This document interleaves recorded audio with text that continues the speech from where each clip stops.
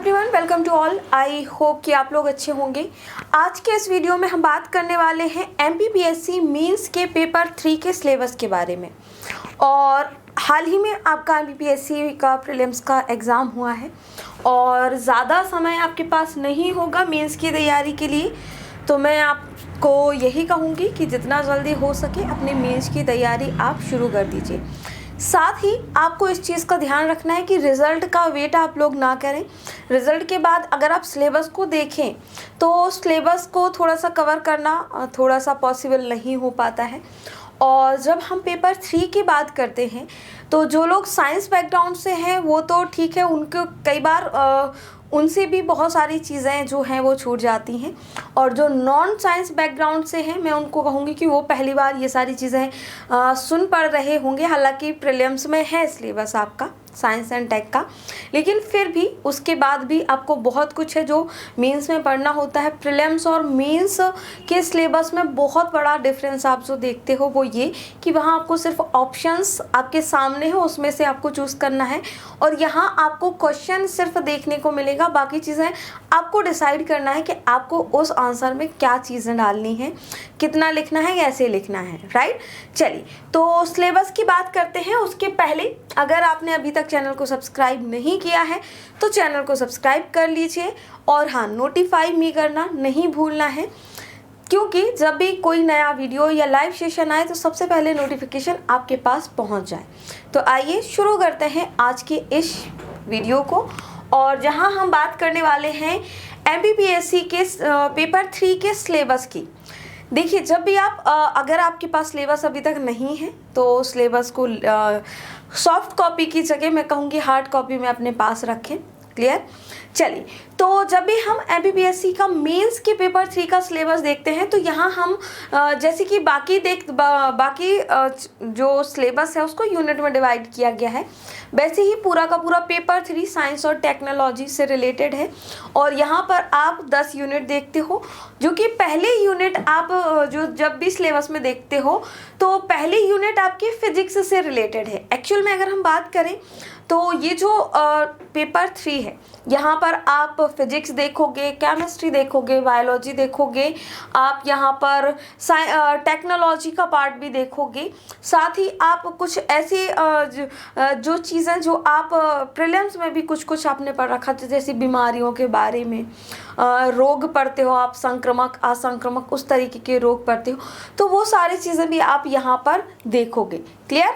चलो, तो यूनिट 1 जो है ये फिजिक्स, या हम जिसको हिंदी में कहते हैं भौतिक शास्त्र, किससे रिलेटेड है? ये भौतिकी से रिलेटेड है या फिर ये फिजिक्स से रिलेटेड है? पहला वाला जो आपका यूनिट है फिजिक्स से रिलेटेड है। क्लियर?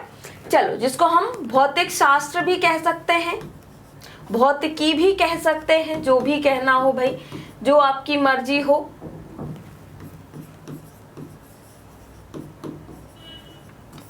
क्लियर? तो चलिए, सबसे पहले आपको पढ़ना है कार्य, बल, ऊर्जा, गुरुत्वाकर्षण, घर्षण, वायुमंडलीय दाब एवं इसके कार्यों के बारे में आपको पढ़ना है।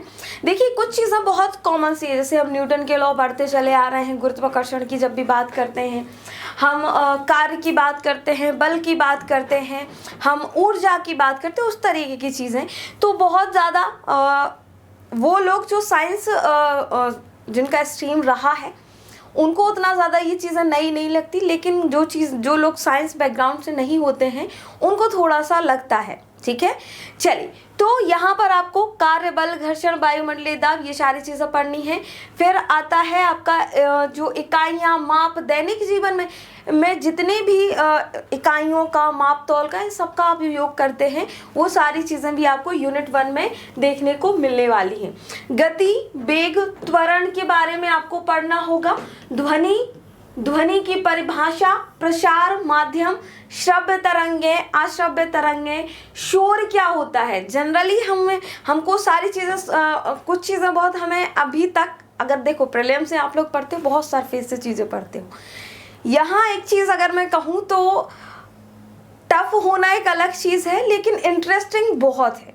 जब भी आप साइंस को पढ़ते हो आपको बहुत सारी ऐसी चीज़ें जानने में और ज़्यादा उत्सुकता होती है और ज़्यादा आप उसके बारे में जानते हो। शोर क्या होता है, किस तरीके, कितनी ध्वनि को आप शोर कहते हो, उसकी डेफिनेशन क्या होती है, ध्वनि से संबंधित जो शब्दावलियाँ हैं जैसे कि आयाम, तरंग, लंबाई, कंपन, आवृत्ति, ये सारी चीज़ें आपको यूनिट 1 में पढ़नी है। फिर आता है विद्युत और विभिन्न प्रकार के सेल परिपथ आपको पढ़ना है। सेल आपने पढ़े होंगे 11th 12th में, यदि आपका फिजिक्स रहा होगा, आप चाहे बायो से रहे हो या मैथ्स स्ट्रीम से रहे हो, उससे फ़र्क नहीं पड़ता, राइट। चलो, चुंबक के गुण, प्राकृतिक चुंबक का निर्माण क्या होता है, कैसे होता है, इसकी निर्माण की विधियां क्या होती हैं, इसका उपयोग हम कहाँ कहाँ करते हैं, उस तरीके की चीज़ें आपको पढ़नी है। फिर आता है प्रकाश का परावर्तन, अपवर्तन, दर्पण आपको पढ़ने हैं। वही दर्पण, मतलब जब भी आप दर्पण पढ़ते हो तो फेस देखने वाले दर्पण से लेकर जो वाहनों में जो दर्पण लगे होते हैं, प्लस डॉक्टर्स जो यूज़ करते हैं, जो डॉक्टर्स के द्वारा यूज़ किए जाने वाले, वो सारे की सारी चीज़ें आपको यहाँ पढ़नी है। लेंस आपको पढ़ना है, प्रतिबिंब का निर्माण पढ़ना है। फिर आती है ऊष्मा, तापमान एवं थर्मामीटर एवं ऊष्मा का रूपांतरण। तो ये सारी चीज़ें आपकी फिजिक्स से रिलेटेड हैं, भौतिक शास्त्र से रिलेटेड हैं, जो कि आपको यूनिट 1 में पढ़ना है। अगला आता है यूनिट 2 जो है आपका, ये केमिस्ट्री से रिलेटेड है, या हम जिसको रसायन भी कह सकते हैं, केमिस्ट्री, या हम कहते हैं इसको रसायन या रसायन विज्ञान। तो यूनिट 2 रसायन विज्ञान और केमिस्ट्री से रिलेटेड है।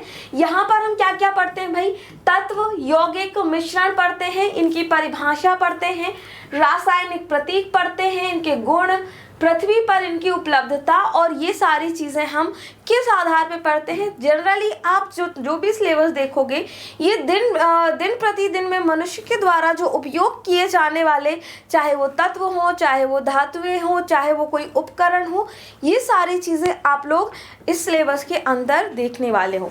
क्लियर। चल, फिर आते हैं पदार्थ क्या होता है, धातुएं क्या होती हैं, अधातुएं क्या होती हैं, आवर्त सारणी एवं आवर्तता के बारे में आपको यहाँ पर पढ़ना है। फिर आता है परमाणु, और ये चीज़ आपको याद रखनी है कि जब भी आप सिलेबस को पढ़ते हो, अभी हम सिर्फ सिलेबस को डिस्कस कर रहे हैं, जब आप इन टॉपिक्स को पढ़ते हो, जैसे सपोज हम बात करते हैं कि परमाणु की, ठीक है, तो परमाणु की डेफिनेशन, परमाणु के बारे में जितनी भी चीज़ें हैं आपको सब कुछ आपको पता होना चाहिए। साथ ही जब हम बात करते हैं अम्ल क्षार की बात करते हैं, अम्ल क्षार क्या होते हैं, लवणता क्या होता है, पीएच क्या होता है, या इसके सूचकांक क्या होते हैं, सारी चीज़ें। और दिन प्रतिदिन में जो हम यूज़ करने वाले जो डे बाई डे में हम यूज़ करते हैं, चाहे वो एसिड हो, आपके अम्ल हो, क्षार हो, या फिर लवण हो, इन सब के बारे में आपको यहाँ पर पढ़ना है। साथ ही आपको जो चीज़ याद रखनी है वो ये कि जब भी आप किसी टॉपिक को तैयार करते हो तो आपको मार्क्स के अकॉर्डिंग यहाँ पर तैयार करना है। किसके अकॉर्डिंग? मार्क्स के अकॉर्डिंग इसको तैयार करना है। 3 मार्कर में आपको तैयार करना है, आपको 5 मार्क्स के लिए तैयार करना है, आपको 11 मार्क्स के लिए तैयार करना है, राइट। तो क्वेश्चन की मार्क्स के अकॉर्डिंग आपको उस टॉपिक को, या उस जो भी एक शब्द, जैसे हम अम्ल की बात करते हैं तो अम्ल आपका 3 नंबर में भी पूछा जा सकता है, 5 में भी पूछा जा सकता है, और 11 की भी इसकी संभावना है। तो हम उसको उस तरीके से चीज़ों को लेके पढ़ने की कोशिश करें कि ताकि हम अपने माइंड में एक जो फ्रेम होता है ना, कि हम इस आंसर, अगर ये आंसर हमारे क्वेश्चन हमारे पास आएगा तो हम इसका क्या आंसर फ्रेम करेंगे, उस तरीके की चीज़ें आप जब भी सिलेबस को पढ़ते हैं, जब भी किसी टॉपिक को पढ़ते हैं, तो इस तरीके की चीज़ें आपको लेकर चलनी है। फिर आता है भौतिक और रासायनिक परिवर्तन के बारे में, और ये कुछ टॉपिक ऐसे हैं कि जो एमपीपीएससी बार बार पूछता है। भौतिक परिवर्तन, रासायनिक परिवर्तन, आपके अम्ल, क्षार हो गए, धातुएँ क्या होती हैं, अधातुएँ क्या होती हैं, उनके गुण क्या होते हैं, उनकी उपयोग हम किस तरीके से करते हैं, ये सारी चीज़ें बार बार पूछी जाती हैं, तो इनको आपको अच्छे से तैयार करना है। दैनिक जीवन में रसायन का प्रयोग क्या है? मोस्ट ऑफ दी चांसेस जो है एक्चुअल में ये जो हम पूरा यूनिट ही पढ़ रहे हैं ना, तो दैनिक जीवन में हम किस तरीके से रसायन हमारे डे बाय डे में यूज़ करते हैं, हम उस तरीके की चीज़ें आपको यहाँ पर पूछी जा सकती है। ज़्यादातर एग्जाम्पल्स यहाँ पर आपको याद रखने हैं। क्लियर? चल फिर आता है यूनिट थर्ड, और यूनिट थर्ड जो है ये जीव विज्ञान से संबंधित है, जीव विज्ञान से संबंधित है, बायोलॉजी जिसको हम कहते हैं। क्या कहते हैं? बायोलॉजी। बायोलॉजी में आपको क्या क्या पढ़ना है भाई? सूक्ष्म जीव पढ़ने हैं, जैविक कृषि पढ़नी है। सूक्ष्म जीव क्या होते हैं, जीवाणु क्या होते हैं, विषाणु क्या होते हैं, उनके लक्षण क्या होते हैं, उनकी विशेषताएं क्या होती हैं, और किस किस तरीके से आप मतलब इनकी खोज किसने की, वो सारी चीज़ें आपको यहाँ पर पढ़नी है। क्लियर? चलो फिर आता है कोशिका, और कोशिका की में आपको पढ़ना है कोशिका की संरचना, कार्य, जंतु एवं पादपों का वर्गीकरण आपको यहाँ पर पढ़ना है। अब आपको यहाँ पर जो ध्यान रखना है, प्रीलिम्स में भी कुछ चीज़ें आपको, सिलेबस का कुछ पार्ट आपके प्रीलिम्स में भी है, लेकिन यहाँ पे आपको थोड़ा सा अलग तरीके से प्रिपरेशन करनी होती है, खुद को तैयार करना होता है, सिलेबस को तैयार करना होता है, टॉपिक को तैयार करना होता है। वो कैसे? यहाँ पर आपको, वहाँ आपको सिर्फ ऑप्शंस वाली चीज़ों, आपको सिर्फ एक चीज़ याद रखनी थी, अब आपको ये चीज़ भी याद रखनी है कि इसके लक्षण क्या हैं। वो सारे लक्षण आपको कॉपी में नहीं, वहाँ क्वेश्चन पेपर में नहीं मिलेंगे, वो तो आपको लिखना है। तो आपको चीज़ों को याद करने की कैपेसिटी अपनी शुरू से ही आप इस तरीके से रखें कि जितना ज़्यादा से ज़्यादा हो आप डेटा को अपने अंदर, अपने माइंड के अंदर सेट कर सके, प्लस उसकी फ्रेमिंग करके। क्लियर?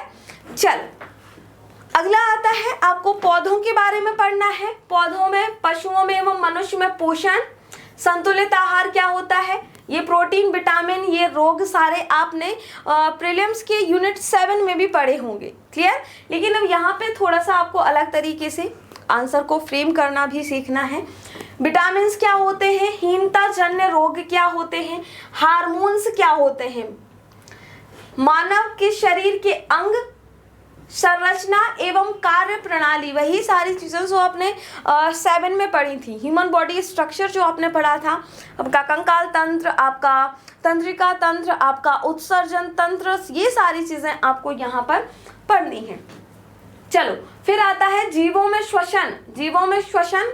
फिर आता है पौधों एवं पशुओं में परिसंचरण, परिवहन, जिसको जनरली हम क्या कहते हैं, ट्रांसपोर्टेशन कहते हैं, और प्रचलन। राइट? चलो अगला आता है पशुओं में पशुओं में और जीवों में, मतलब पशुओं में और पौधों में प्रजनन के बारे में आपको लिखना है। इसके लिए आपको डेफिनेशन कि प्रजनन क्या होता है, प्रजनन क्यों जरूरी है, पौधों में किस किस प्रकार से होता है, जंतुओं में किस किस प्रकार के प्रजनन पाए जाते हैं, वो सारी चीज़ें आपको पढ़नी है। चलो फिर आता है स्वास्थ्य एवं स्वच्छता एवं बीमारियां, और ये जो टॉपिक है आपको 2-3 जगह मिलेगा। ये जो टॉपिक है आपको 2-3 जगह मिलेगा। स्वास्थ्य से रिलेटेड चीज़ें आपको अगले यूनिट में भी देखने को मिलेंगी। तो मैं ये कहती हूँ कि 2-3 जगह के लिए ये तैयार हो जाता है। एक बार बीमारियां और आप हेल्थ से रिलेटेड जो चीज़ें हैं वो अगर आप पढ़ लेते हो तो। क्लियर? चलो तो ये तो हो गई तीसरी यूनिट की बात। चौथे यूनिट में क्या आता है? चौथे यूनिट में आता है आपका कंप्यूटर। क्या आता है? कंप्यूटर आता है। कंप्यूटर,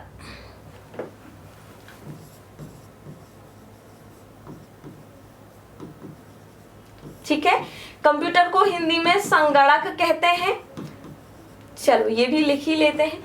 तो कंप्यूटर के बारे में क्या क्या पढ़ना है, कंप्यूटर के प्रकार क्या होते हैं, किस किस प्रकार के कंप्यूटर होते हैं, कंप्यूटर की विशेषताएं क्या हैं, इनकी जनरेशन क्या है। जैसे जनरेशन का प्रीलिम्स में अभी क्वेश्चन आया था, सेकंड जनरेशन वाला जो पूछा गया था कि सेकंड जनरेशन में किसका प्रयोग किया जाता था, तो वो ट्रांजिस्टर वाला जो आया था।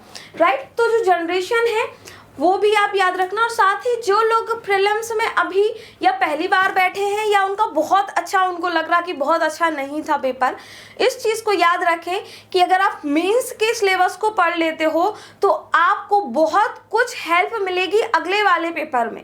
आपका जो अप्रैल में जो पेपर होने वाला है उसमें बहुत कुछ आपको हेल्प मिलेगी यदि आप मेंस के सिलेबस को अच्छे से पढ़ लेते हो तो। चलो फिर आता है मेमोरी इनपुट और आउटपुट डिवाइसेस पढ़ने हैं, स्टोरेज डिवाइस पढ़ने हैं, सॉफ्टवेयर क्या होते हैं, हार्डवेयर क्या होते हैं, ऑपरेटिंग सिस्टम्स क्या होते हैं, विंडो क्या होता है, माइक्रोसॉफ्ट ऑफिस के उपयोग आपको यहाँ पर पढ़ने हैं।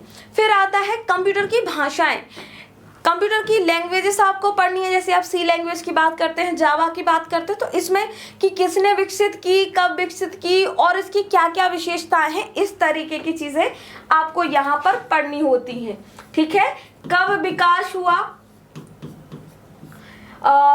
किसने किया, प्लस इसकी जो विशेषताएं हैं, विशेषताएं, ये सारी चीजें आपको यहाँ पर पढ़नी होंगी। कंपाइलर, ट्रांसलेटर, इंटरप्रेटेटर और असेंबलर, इनमें कई बार अंतर भी पूछ लिए जाते हैं, तो उस तरीके में आपको इसको प्रिपेयर करना होगा। फिर आता है इंटरनेट और ईमेल, और इंटरनेट और ईमेल आपने प्रीलिम्स में भी पढ़ा होगा, इंटरनेट क्या होता है। लेकिन यहाँ पर थोड़ा सा ट्विस्ट हो जाता है, फिर से मैं कहूँ, इंटरनेट का विकास कब हुआ, किसने किया, इंटरनेट से रिलेटेड जो भी टेक्नोलॉजी है उनसे रिलेटेड चीज़ें आपको पढ़नी है, प्लस विशेषताएं या कब, कहाँ, कैसे, उस तरीके की चीज़ें। ईमेल के बारे में भी, इवन ईमेल के एक ईमेल भेजने की क्या प्रक्रिया हो सकती है, ये भी आपको मेंस में लिखने के लिए आ सकती है। ओके, सोशल मीडिया जो कि आपका प्रीलिम्स में भी था, तो सोशल मीडिया के जितने भी प्लेटफॉर्म हैं इन सब के बारे में आपको पढ़ना है। ई गवर्नेंस के बारे में पढ़ना है, विभिन्न प्रकार के उपयोगी जो पोर्टल, साइट्स और वेब पेजेस हैं उनके बारे में आपको यहाँ पर पढ़ना होता है। तो ये जो आपकी यूनिट 4 है किससे रिलेटेड है, ये कंप्यूटर से रिलेटेड है। अगला आता है आपका जो यूनिट 5 है, एक्चुअल में हम इसको जनरली मैथमेटिक्स कह सकते हैं, मैथ्स कह सकते हैं, ठीक है, गणित कह सकते हैं, लेकिन उतने भी ज़्यादा आधार पे हम नहीं कह सकते। बहुत जनरल सा मैथ्स पूछा जाता है यूनिट 5 में, आपसे बहुत जनरल सा मैथ पूछा जाने वाला है। तो मैथ्स वाले जो हैं उनके लिए तो बहुत अच्छा होता है, और बायोलॉजी को या फिर किसी और स्ट्रीम वाले, स्पेशली ह्यूमैनिटीज़ के जो सब्जेक्ट वाले होते हैं उनको थोड़ा सा प्रॉब्लम हो जाता है।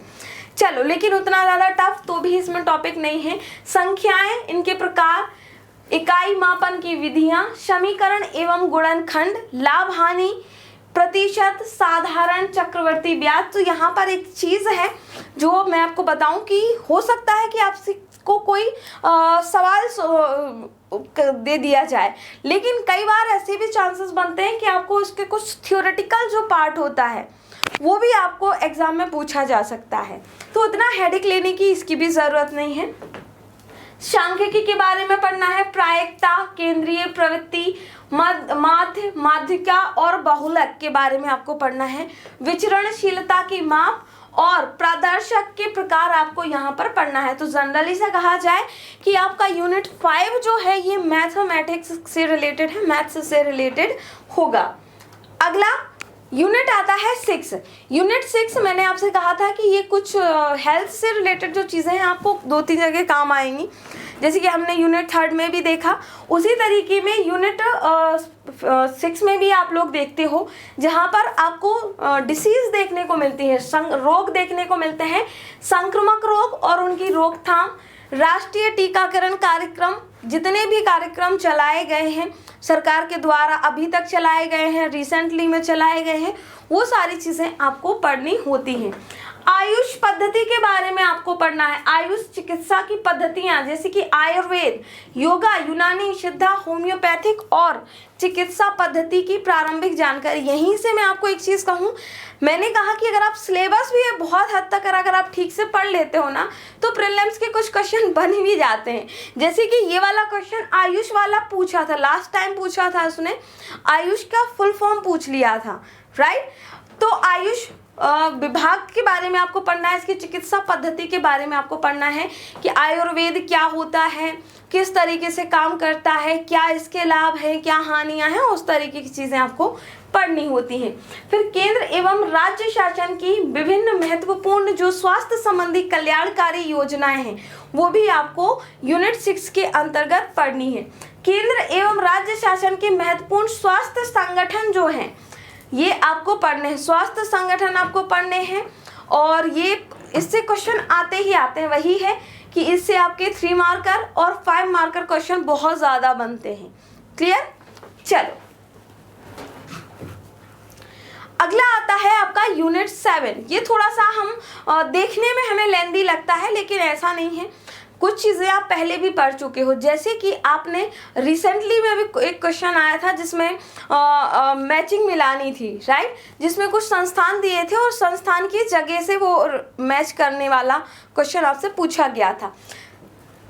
यूनिट 7 में आपको बहुत सारे संस्थान पढ़ने हैं, जैसे कि मानव जीवन पर विकास प्रभाव एवं स्वदेशी प्रौद्योगिकी की सीमाएं, रिमोट सेंसिंग तकनीक आपको पढ़नी है, इसका इतिहास, भारत में रिमोट सेंसिंग कब विकसित हुआ, अभी क्या हो रहा है, भविष्य के लिए क्या योजनाएं हैं, ये सारी चीजें आपको पढ़नी है। भारतीय अंतरिक्ष अनुसंधान संगठन इसरो क्या है, कब स्थापित हुआ, इसकी उपलब्धियां क्या हैं, किस तरीके से अभी कुछ जो इसके द्वारा जो अभी काम किए गए हैं, इसके कुछ मिशन हैं जो पहले लॉन्च हो चुके हैं, अभी रिसेंट में हुए हैं या भविष्य में होने वाले हैं, इस तरीके के क्वेश्चन बहुत पूछते हैं। जैसे अभी आपका वो आदित्य वाला पूछ लिया ना, सूर्य मिशन। चलो, राजा रमन्ना प्रगत प्रौद्योगिकी केंद्र इंदौर के बारे में, RR कैट के बारे में आपसे पूछा जा सकता है। सतीश धवन अंतरिक्ष केंद्र, रक्षा अनुसंधान एवं विकास संगठन DRDO के बारे में आपसे पूछा जा सकता है। आपके परमाणु अनुसंधान केंद्र बार्क के बारे में आपसे पूछा जाएगा। टाटा मूलभूत अनुसंधान संस्थान मुंबई, राष्ट्रीय वायुमंडलीय अनुसंधान प्रयोगशाला तिरुपति, साथ ही तरल प्रणोदन प्रणाली केंद्र बेंगलुरु। देखो प्रीलिम्स में जो चीजें आती हैं वो तो उसने ऑलरेडी दे रखा है, अब वो क्या पूछेगा आपसे, कब स्थापित हुआ, कैसे, कहाँ, उस तरीके की चीजें, इसकी उपलब्धियां ज्यादातर आपको याद रखनी है। अंतरिक्ष उपयोग केंद्र Ahmedabad, Indian deep space network Bengaluru, Indian space science data centre Bengaluru, और विक्रम साराभाई अंतरिक्ष केंद्र तिरुवनंतपुरम। और आपको क्या पढ़ना है, भारतीय अंतरिक्ष विज्ञान एवं तकनीकी संस्थान तिरुवनंतपुरम, राष्ट्रीय सुदूर संवेदन केंद्र हैदराबाद, भारतीय सुदूर संवेदन संस्थान केंद्र और संस्थान, ये चीजें प्रीलिम्स में भी पूछी जाती हैं। ठीक, उक्त संस्थानों की सामान्य जानकारी आपको इसके अंतर्गत पढ़नी है। और क्या पढ़ना है भाई, भूस्थित उपग्रह प्रक्षेपण यानों की जनरेशन, उपग्रहों की जनरेशन के बारे में आपको पढ़ना है। जैव प्रौद्योगिकी की परिभाषा, स्वास्थ्य और चिकित्सा, कृषि के क्षेत्र में जो हाल फिलहाल में जैव प्रौद्योगिकी के कुछ चीज़ें जो चल रही हैं, या पहले अभी कुछ हो चुका है या अभी हुआ है या होने वाला है, वही चीज़ें कि तीनों काल को आपको लेके चलना पड़ेगा, भूतकाल, वर्तमान काल और भविष्य काल। ठीक, चलो, कृषि, पशुपालन, उद्योग, पर्यावरण जैसे क्षेत्रों में जैव प्रौद्योगिकी का उपयोग, बायोटेक्नोलॉजी एक ऐसा पार्ट है, इससे क्वेश्चन आते ही आते हैं। क्लियर? तो बायोटेक्नोलॉजी के रिलेटेड आपको चीजें पढ़नी है। आपको क्लोन, रोबोट्स और कृत्रिम बुद्धिमत्ता के बारे में पढ़ना है।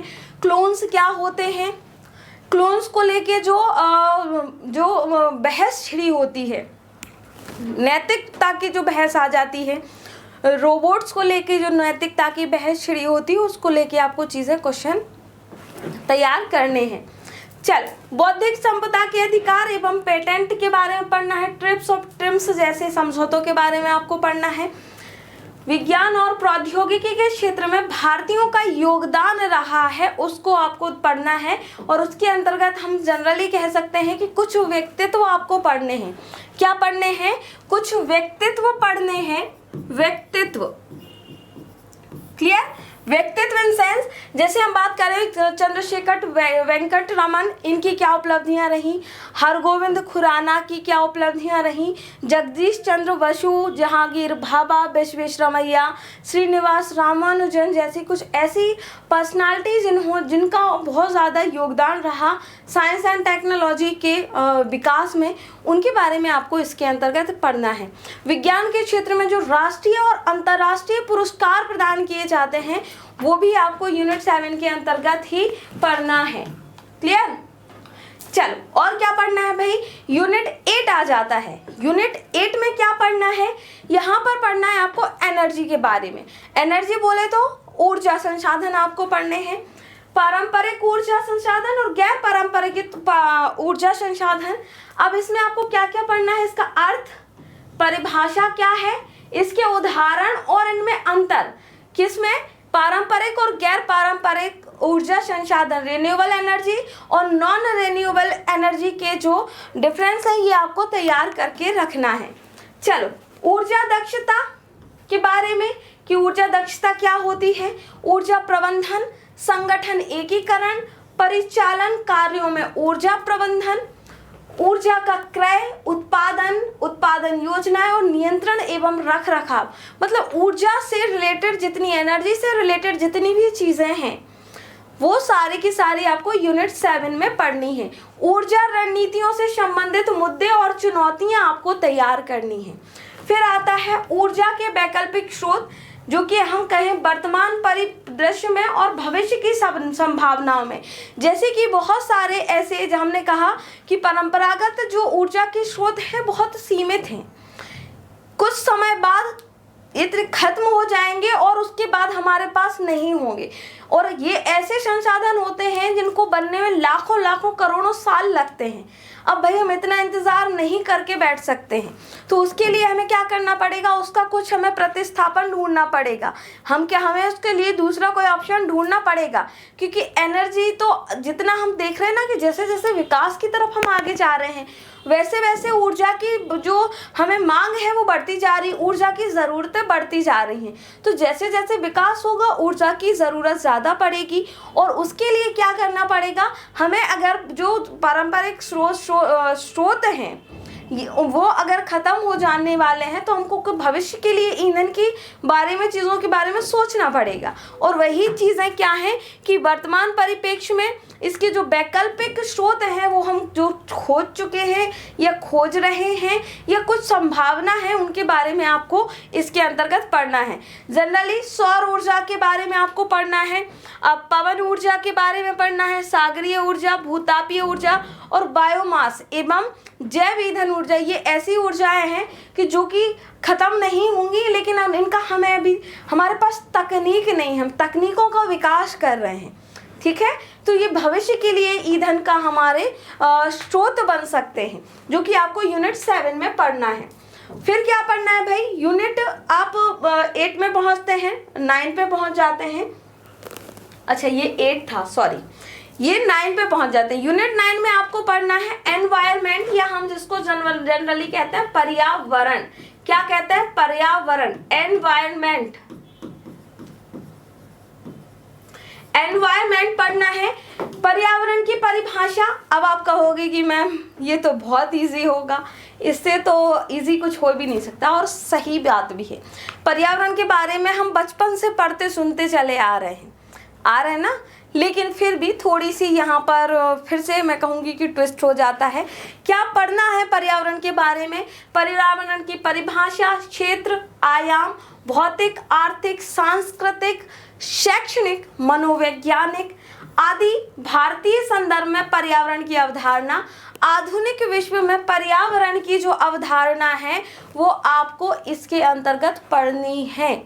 क्लियर है? चलो और क्या पढ़ना है भाई, मानव गतिविधियों का पर्यावरण पर क्या प्रभाव पड़ रहा है, पर्यावरण से संबंधित नैतिक मूल्य, जैविक विविधता, पर्यावरण प्रदूषण एवं पर्यावरण परिवर्तन। मानव के द्वारा जो गतिविधियां हो रही हैं विकास के लिए, मानव जो दिन प्रतिदिन इतना कुछ कर रहा है, विकास की दौड़ में इतना जो आगे जा रहा है, इसका पर्यावरण पर क्या इम्पैक्ट पड़ रहा है, इसका क्या प्रभाव पड़ रहा है, इसके बारे में आपको यूनिट 9 में पढ़ना होगा। क्लियर है? चलो, पर्यावरण संबंधित समस्याएं, इसकी चुनौतियां, पर्यावरण क्षरण के कारण और प्रभाव। अब इस वक्त की बात करें अगर, तो जनरल सी बात है कि समस्याएं क्या क्या हो रही, हमें वायु प्रदूषण से क्या समस्या है, जल प्रदूषण से क्या समस्या है, हमें मृदा प्रदूषण से क्या समस्या है, अगर जो भूतापन हो रहा, ग्लोबल वार्मिंग जो हो रही है, ये जो हो रहा है क्यों हो रहा है, और इसका क्या इम्पैक्ट पड़ेगा, इसका क्या प्रभाव पड़ेगा और इसके रोकने के लिए हम क्या कर सकते हैं, हमारे द्वारा क्या किया जाना चाहिए, ये सारी चीजें आपको इसके अंतर्गत पढ़नी होंगी। पर्यावरण शिक्षा के बारे में, सार्वजनिक जन जागरूकता के कार्यक्रम के बारे में, पर्यावरण शिक्षा और उसका स्वास्थ्य और सुरक्षा से संबंध आपको पढ़ना होगा। और क्या पढ़ना है, पर्यावरण अनुकूलन प्रौद्योगिकी, ऊर्जा का संरक्षण, पर्यावरण संरक्षण के संवैधानिक प्रभाव, पर्यावरण संरक्षण नीतियां और नियामक ढांचा। और ये इसके अंतर्गत आपको राष्ट्रीय और अंतर्राष्ट्रीय दोनों स्तर पर चीज़ों को पढ़ना होगा। जो पहले जो ऐसा कोई संस्थान है, ऐसा कुछ संधि है जो कि पर्यावरण संरक्षण से संबंधित है, पर्यावरण को बचाने से संबंधित है, वो सारी की सारी चीज़ें आपको इसके अंतर्गत पढ़नी है, राष्ट्रीय और अंतर्राष्ट्रीय दोनों स्तर पर। क्लियर है? तो ये था आपका यूनिट 9 जिसमें आपको एनवायरनमेंट को पढ़ना है। अगला आता है आपका यूनिट 10, और यूनिट 10 को जनरली हम सीधा सीधा साइंस नहीं कह सकते हैं, लेकिन हाँ एक होता है, आपने जियोलॉजी सुना होगा, जूलॉजी नहीं और ना ही हम जूलॉजी की बात नहीं कर रहे, जियोलॉजी, हम भू विज्ञान की बात कर रहे हैं, जो कि विज्ञान की एक शाखा है। जनरली जब ये आया था ना तो बहुत कुछ ऐसा था कि ये पर्वत चट्टानें, ये तो ह्यूमैनिटीज़ के सब्जेक्ट में पढ़ते हैं, हम जियोलॉजी ज्योग्राफी में पढ़ते हैं, लेकिन ये जो एक्चुअल में आपके सिलेबस में है ये जियोलॉजी वाला पार्ट है, जो कि विज्ञान की एक शाखा है, जिसको हम भू विज्ञान भी कह सकते हैं। क्लियर है? चल, इसमें आपको क्या क्या पढ़ना है, भूगर्भ शास्त्र की परिभाषा पढ़ना है, इसका महत्व पढ़ना है, पृथ्वी भूपर्पटी मेंटल क्या होता है, कोर क्या होता है, स्थल मंडल क्या होता है, सारी चीजें आपको पढ़नी है। फिर आता है जलमंडल, पृथ्वी की उत्पत्ति, आयु, भूवैज्ञानिक समय सारणी, ये सारी चीजें आपको पढ़नी है। मतलब पृथ्वी के अंदर क्या है, पृथ्वी के बाहर क्या है, पृथ्वी के ऊपर क्या है, सारी चीजें आपको पढ़नी है। जल, थल, वायु, सारी चीजें आपको पढ़ लेनी है। और क्या पढ़ना है भाई, चट्टानों के बारे में पढ़ना है। शैल या चट्टान क्या होती है, इसकी परिभाषा, कितने प्रकार के होते हैं, अब आग्नेय चट्टान, अवसादी और कायांतरित शैलों के बारे में आपको पढ़ना होगा, कैसे होते हैं, क्या कारण होते हैं, इसके ऐसा हो रहा है तो क्यों हो रहा है, उस तरीके की चीजें। फिर आते हैं आपके खनिज, अयस्क, जीवाश्म क्या होते हैं, अपक्षय एवं अपरदन, निर्माण, मृदा निर्माण एवं भूमिगत जल के बारे में आपको पढ़ना, भूमिगत जल क्या होता है, कैसे इसके सोर्स खत्म हो रहे हैं, कैसे हम इसको बढ़ा सकते हैं, सरकार के द्वारा क्या किया जा रहा है, अभी तक अगर कुछ किया गया है तो वो सारी चीज़ें, ये सारी चीज़ें आपको यहाँ पर पढ़नी है। और क्या पढ़ना है भाई, प्राकृतिक कोयला, प्राकृतिक तेल और गैस के बारे में भी आपको पढ़ना है। सीधी सी बात जो मैंने कही कि जो जियोलॉजी वाला पार्ट है, जो भूगर्भ शास्त्र वाला पार्ट है, भू विज्ञान वाला जो पार्ट है, वो आपको यूनिट 10 में पढ़ना है, जहाँ पर पृथ्वी के अंदर, पृथ्वी की सतह पर और वायुमंडल, इन सब की चीज़ों को मिला के, इसमें हम चट्टानों को जोड़ सकते हैं, मृदा को जोड़ सकते हैं और खनिज तत्वों को जोड़ सकते हैं। ये सारी चीज़ें आपको इसके अंतर्गत पढ़नी है। ओके, चलिए, तो ये हमने 10 यूनिट ही अभी हमने डिस्कस कर ली हैं, और ऑलमोस्ट हमने जो कोशिश की है वो ये कि आपका जो पेपर 3 का जो पूरा सिलेबस है उसको मैंने थोड़ी सी कोशिश की कि आपको मैं डिकोड कर सकूं कि एक्चुअली में हमें क्या पढ़ना है, और रिज़ल्ट के आने का वेट करने के लिए ना बैठें। अगर आपने देखा होगा कि ये सिर्फ हमने एक पेपर का सिलेबस डिस्कस किया है, और ऐसे ही आपके पास और भी पेपर हैं, ठीक है। स्पेशली अगर हम बात करें तो जीएस के पेपरों की बात करें, और उसमें भी कई पार्ट्स हैं, ठीक है। जैसे हमने इसमें देखा कि आपको पेपर 3 में साइंस एंड टेक्नोलॉजी के पार्ट में आपको सब कुछ विज्ञान के अंतर्गत जो चीज़ शाखाएं ज़्यादा से ज़्यादा, हालांकि इससे भी ज़्यादा शाखाएं आती हैं, लेकिन जो भी ज़्यादा से ज़्यादा इसमें इंक्लूड किया जा सकता था वो सब कुछ आपको पेपर 3 में आपको इंक्लूड किया गया है। ऐसे ही आपको पेपर 1, पेपर 2, राइट, और पेपर 4 आप इसी तरीके से देखते हो, तो उसमें बहुत सारी ऐसी चीज़ें हैं जो आपको पढ़नी है। तो मैं बस यही कहना चाहूँगी आपसे कि आप ज़्यादा समय ना गवाते हुए जितना जल्दी हो सके मेंस के प्रिपरेशन को शुरू कर दें। तो वीडियो कैसा लगा ज़रूर बताएं। अगर ये वीडियो आपके लिए थोड़ा बहुत भी यूज़फुल रहा हो तो प्लीज़ शेयर करिएगा। अगर आप दोस्तों के साथ शेयर भी करेंगे तो हम बुरा बिल्कुल नहीं मानेंगे। तो इन्हीं सब दुआओं के साथ मैं मिलूँगी आपसे नेक्स्ट वीडियो में। तब तक के लिए बाय बाय। और फिर से कहूँगी कि अगर आपने अभी तक चैनल को सब्सक्राइब नहीं किया है तो चैनल को सब्सक्राइब कर लीजिए। मिलते हैं नेक्स्ट वीडियो में, नेक्स्ट सेशन में। तब तक के लिए bye bye and have a nice time.